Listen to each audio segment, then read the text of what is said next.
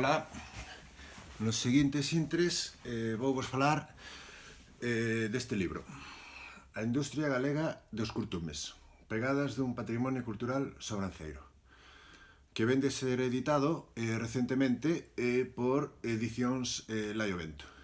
Eu son Claudio Otero Iriz e son autor do libro.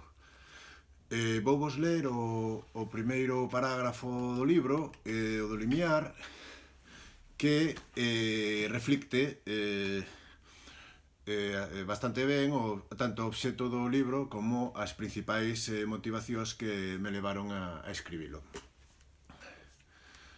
A Catedral de Santiago de Compostela, unha igrexa románica da Ribeira Sacra, o Pazo de Oca ou o Castelo Soutomaior son percibidos pola cidadanía como expresións culturais dun pobo que se deben protexer, ao seren manifestacións do patrimonio relixioso, señorial e militar, respectivamente.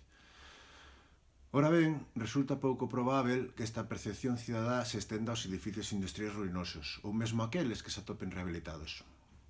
E con certeza, o patrimonio industrial, o mesmo que todos os citados anteriormente, forman parte dunha categoría máis ampla denominada patrimonio cultural, xa que é a manifestación dunha etapa histórica concreta, na que a chegada da sociedade capitalista, das clases sociais empresarial e obreira, e das fábricas e as máquinas, comeza a mudar non só o espacio físico máis inmediato, senón tamén aquelas mesmas sociedades nas que se estabelecen.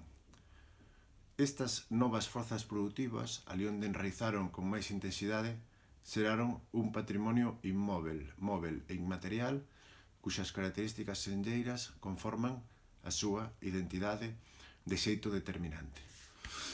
Ben, isto a grandes rasgos é o que se trata no libro. O libro está precedido por unha investigación que tuvo formato de tese de doutoramento, que foi defendida con éxito na Universidade de Santiago de Compostela, e a parte, digamos, dos tres clases de patrimonio aos que xa non me referín, a memoria do traballo, a tecnoloxía e os edificios industriais, achega tamén unha escolma daquelas fábricas de curtidos, daqueles curtidoiros máis importantes desde un punto de vista patrimonial. Este capítulo mesmo se pode usar, igual co resto do libro, en formato como se fora unha guía para seguir o patrimonio que deixou este sector industrial en Galicia.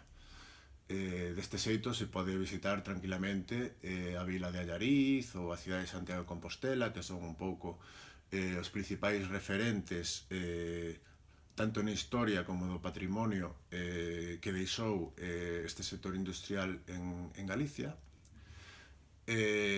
Todo está acompañado de mapas, fotografías, etc. Ademais, tamén se anexa no libro un glosario pormenorizado dos termos singulares desta actividade industrial, boa parte deles aínda non normalizados no propio idioma galego.